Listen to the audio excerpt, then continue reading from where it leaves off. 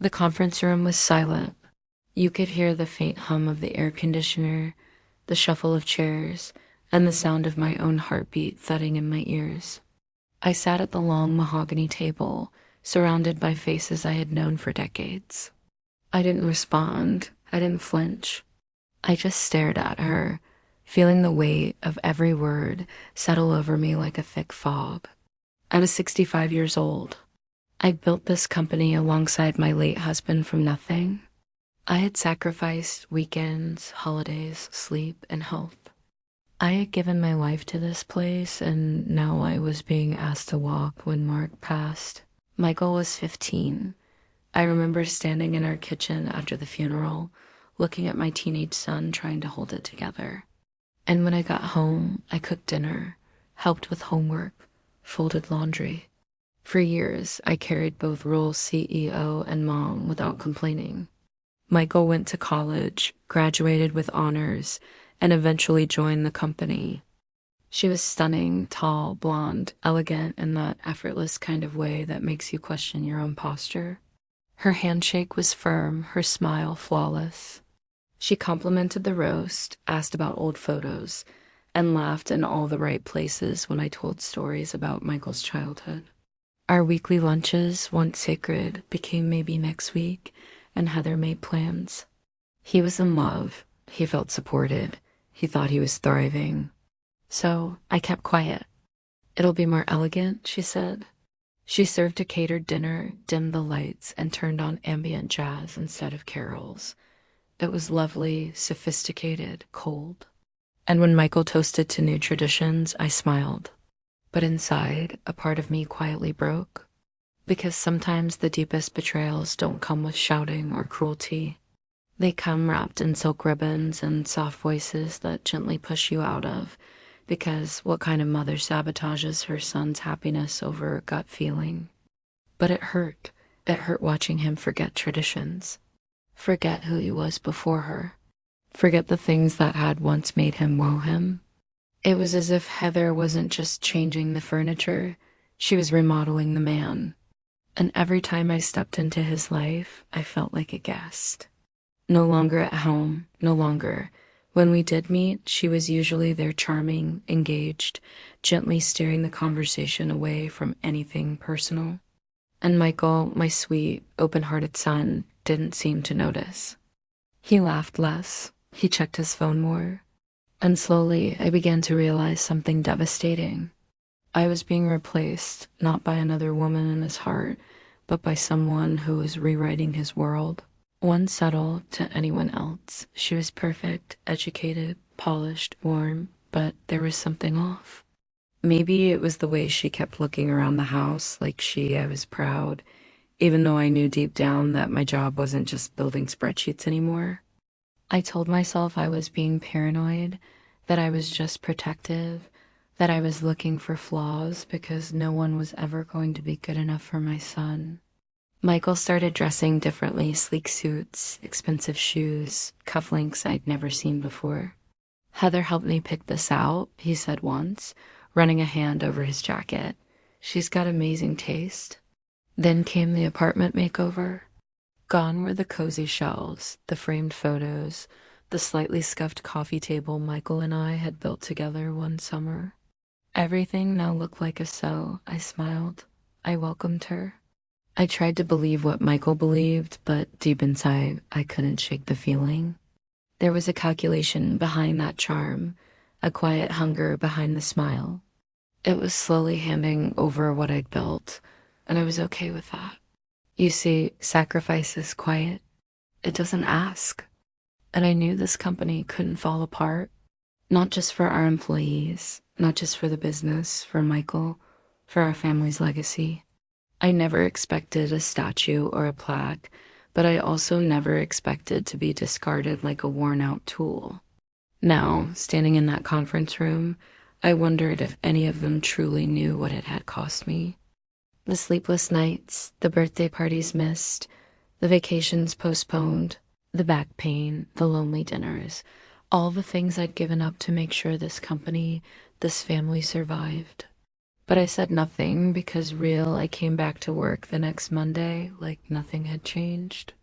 Employees I had hired, trained, mentored, people who once called me a second mother. And now all of them were watching, waiting, unsure what to do as my daughter-in-law. Heather stood at the head of the table in her tailored navy suit and declared the end of my career. "We don't need Michael," had called me a few days before, his voice bright and boyish in a way I hadn't heard in years. "Mom, there's someone I'd really like you to meet. She's special." It was the first time he'd ever used that word about someone he was dating. I spent the next 2 days deep cleaning the house, ironing napkins, and preparing his favorite pot roast. Just outdated people in this company anymore, she said, her voice sharp and clinical as if she were announcing quarterly earnings and not dismantling someone's dignity. Away with nothing but a cardboard box, I glanced around the room. No one met my eyes. Some looked down at their notepads. A few shifted uncomfortably in their seats. "Mom," he asked, stepping into the room. "What's going on?" I didn't answer. I just looked at Heather. She had turned pale. Her perfectly composed expression faltered for the first time. I didn't know what was about to happen, but I knew this wasn't the end. This was only the beginning. Before all this, before the betrayal, before the public humiliation, I was just a mother with one young woman, Rachel from accounting, looked like she might cry. I stood up slowly, smoothed the front of my blazer, and offered Heather a calm smile. "Good luck," I said softly. My voice was steady, but my hands were cold. That's when the door opened. Everyone turned, and there he was, my son, Michael, tall, polished, still in his travel clothes, with a look of confusion and urgency on his face. Dream. Not a big dream, not one for fame or power. I simply wanted to build a life for my son and give him a future brighter than the one I had. My name is Elaine Turner. I was 28 when my husband Mark and I launched Turner Company out of a rented garage space. We had no money, but we had grit. Mark was the numbers guy. I was the organizer, the negotiator, the glue. Together, we turned late nights into contracts and small wins into big partnerships. Then 5 years in, he got sick. Pancreatic cancer. By the time they found it, we had less than a year left with him. I watched the strongest man I knew fade away while still managing payroll, handling vendors, and keeping the office running. Smiled when clients visited. I chaired the board meetings. I signed checks. For applause. You do it because you love someone, because you want to see them thrive. Sacrifice doesn't need recognition. It only needs the truth to come out, and eventually it will. I still remember the first time I met Heather, like I used to when he came home from college. Heather arrived on a Sunday afternoon, was cataloging it, or the slight pause before she answered questions about her own past, or how she subtly corrected Michael's stories as if she needed to control the narrative. Heather didn't just want to be loved. She wanted to be in control. It didn't happen overnight. At first it was little things. Catalog, beautiful, impressive, impersonal. Shift at a time. And the worst part, Michael seemed happy, needed. I still remember the first Christmas after they married. Heather decided we'd host at their place. The frame until one day you realize you're no longer in the picture at all. The quarterly review meeting was scheduled like any other. I walked into the conference room with my usual notebook and pen. Still doing what I'd done for the past 37 years, showing up. We've decided to make a leadership change. No discussion, no review, no acknowledgement of my decades of service. Just a clean, cold announcement like she was cutting a ribbon, or worse, a cord. "We appreciate everything you've done, Elaine," she continued, her voice unervingly smooth. "But we're moving in a different direction. It's time for I didn't notice anything unusual at first. Just the usual small talk, coffee cups, shuffling chairs. Then Heather walked in. I opened my laptop out of habit more than anything else. The name on the authorizations made my blood run cold. Evans, Michael, or someone using his credentials. I scrolled through pages of transactions. 23 unauthorized transfers, all signed by Heather and supposedly approved by Michael. Heather. He opened the folder slowly, as if afraid of what he might find. I said gently, all routed through fake vendor accounts. She needed me gone, I said quietly, because I was the only one asking the right questions. He shook his head. I feel like a fool. You're not, I replied, reaching across the table to take his hand. But this time, I wasn't alone. Michael walked beside me, silent but focused, his shoulders squared, his jaw clenched. He unlocked the front door with his own key, and we moved quickly through the empty halls. Heather wasn't in yet. We went straight to her office. Michael opened her desk drawers while I booted up her computer. Her passwords were easy to guess. She'd always you trusted her. That's not foolish. That's love. He let out a shaky breath. What do we do now? We find out how deep this goes, I said. We gather everything and then we go to the authorities. He nodded slowly. Then something in his, some registered in Delaware, others offshore. He pressed a hand to his forehead and sat down hard in the chair across from me. A flicker of anger, of resolve. She didn't just lie to me, he said. She stole from the company. She tried to erase you and she almost succeeded. I could see it now. His faith in Heather cracking under the weight of facts. Not gossip, not emotion, just truth. Cold, clear, unforgiving. Michael stood up taller now, stronger. We're going to fix this, he said, and she's going to answer for every lie. And just like that, the man I raised was back. Not broken. Awake. The next, for a moment, he didn't say anything. Then he whispered, how could she do this? I didn't answer because sometimes silence says more than words ever could. Michael looked up, pain etched across his features. She told me you were retiring, that you'd said you. His eyes scanned the first page, then the second, then the third. With each line, the color drained from his face. This is my name, he said quietly, pointing to his signature, but I didn't sign this. I wasn't even in the office that day. I was in Chicago. Emails between Heather and a man named Marcus Webb, dozens of them. Romantic, strategic, sinister. Discussions about transferring company funds, faking invoices, building a narrative to push me out. Then we found something worse. Drafts of a divorce petition against Michael, accusing him of emotional abuse, financial control, isolation. All carefully worded, all backed by fabricated messages, timestamp photos. And phony witness, he looked up at me, his eyes wide with disbelief. She was my son involved? I didn't want to believe it, couldn't, but I had to know the truth. I printed every document, every signature page, every financial summary. My hands trembled as I fed the paper into the printer. If Michael was part of this, if Heather had convinced my access to the company systems should have been revoked by now, but it wasn't. And there it was, my full administrative dashboard still live. The sound of a car door slamming outside made me freeze. I saw a man about to face a truth he wasn't ready for. Sit down, Michael, I said, my voice low and steady. We need to talk. Michael didn't sit right away.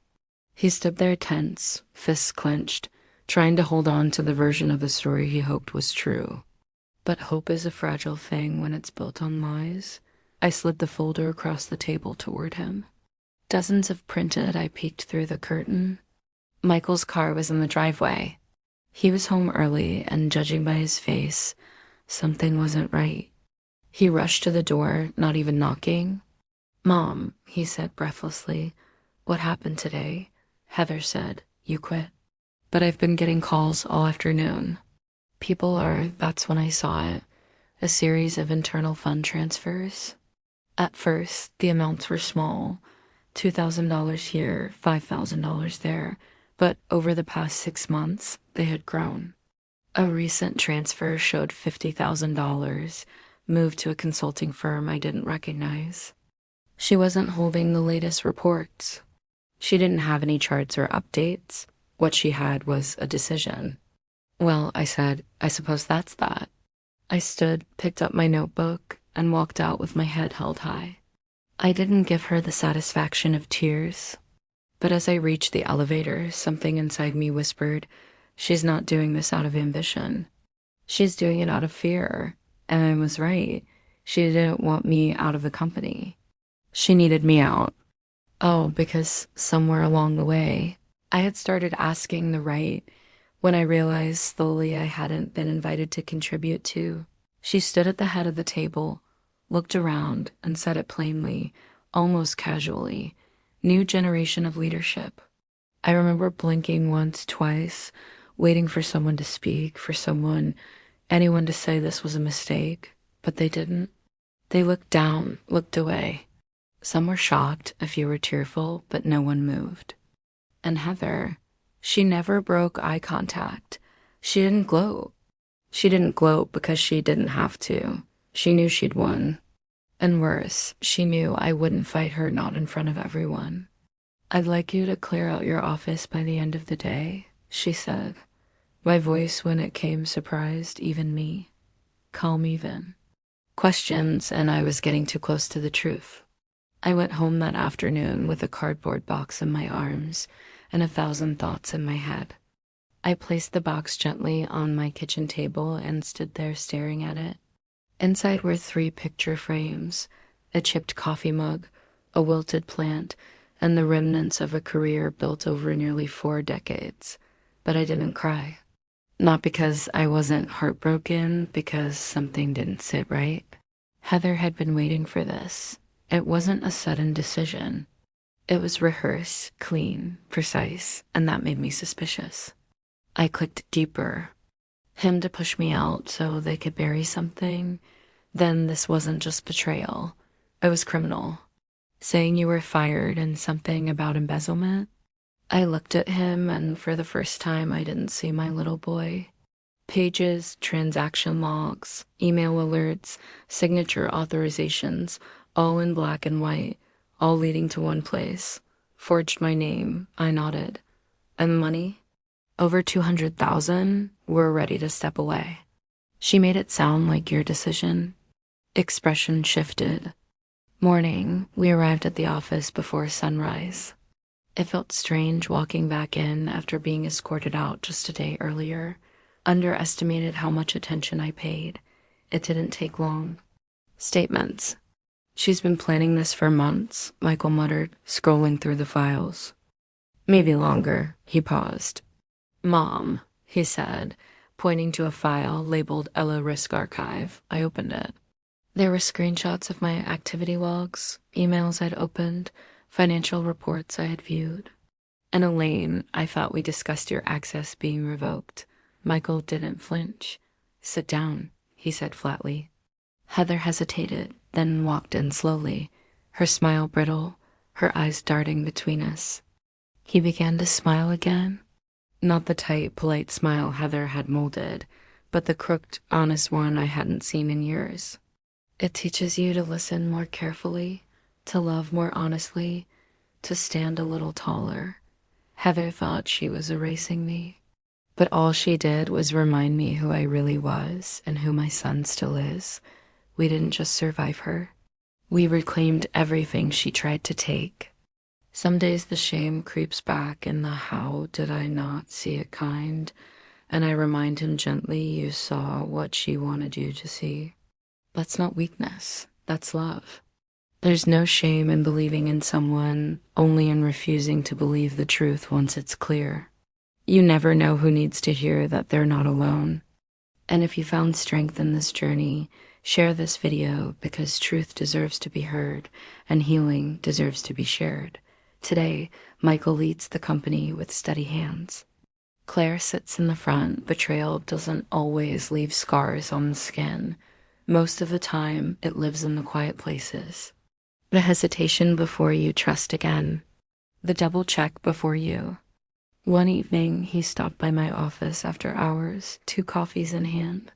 She left behind questions, doubts, wounds that didn't bleed but still hurt. But here's what she didn't destroy. She didn't break the bond between a mother and son. And me, I still show up, still lead, still love. Because healing isn't a destination. It's a choice you make every day to open your heart again, to keep showing up even after you've been hurt. If you've ever been betrayed, I want you to remember this. The people who lie, manipulate, and steal may shake your world, but they don't get to define you. You do, and your strength doesn't come from never being broken. It comes from... She didn't erase the legacy of integrity we built over decades, and she didn't take away our ability to rebuild stronger, clearer together. I still think about the way she looked at me that final morning, like I was there's someone I want you to meet, he said. Her name was Claire, a school teacher. Thoughtful, kind, with eyes that looked straight at you, not through you. She made Michael laugh without trying. And this time, I wasn't afraid. I assume you found something, she said. I found everything, Michael replied. He laid the papers out across her desk, emails, transfers, the forged signatures. She's been monitoring everything I do, I whispered, every move. Then we heard it, heels clicking down the hallway. She stayed silent, a smile gone. You betrayed all of it? For the first time since I'd met her, Heather had no words, just silence, and that silence told us everything we needed to know. 6 months later, I sat in my old office, the same office Heather had once stripped clean. The photos were back on the walls. My coffee mug still chip sat beside my favorite pen. The little succulent on the windowsill had Heather was early. Michael looked at me. I nodded. Let's do this. She stepped into, we'd spent weeks talking to lawyers, meeting with investigators, rebuilding the trust Heather had so carelessly broken, but we made it. Michael never looked back. He filed for divorce the same day we confronted her. And when the federal investigation confirmed what we suspected that Heather, or rather Amanda, had done this before in 3 other states, he didn't flinch. He faced every court date, every meeting, every consequence, the doorway, and froze. We were already seated in her office. Mitchell, she said sweetly, eyes narrowing. Trusted you, he said, voice low. I let you into my life, my company, my family, survived despite everything. The company was healing. It hadn't been easy. And somewhere in that storm, something changed in him. Because sometimes the pain doesn't just break you, it reshapes you. Believe what someone says. The long pause before you say I'm okay and mean it. Heather left behind more than a financial mess, threats she couldn't quite eliminate. And maybe in a way I was, because I refused to let her story become our story. Michael still carries the weight of what happened. Row at every company event, beaming like someone who believes in second chances. Rising after you are. So if this story touched something in you, don't keep it to yourself. Leave a comment. Share your story.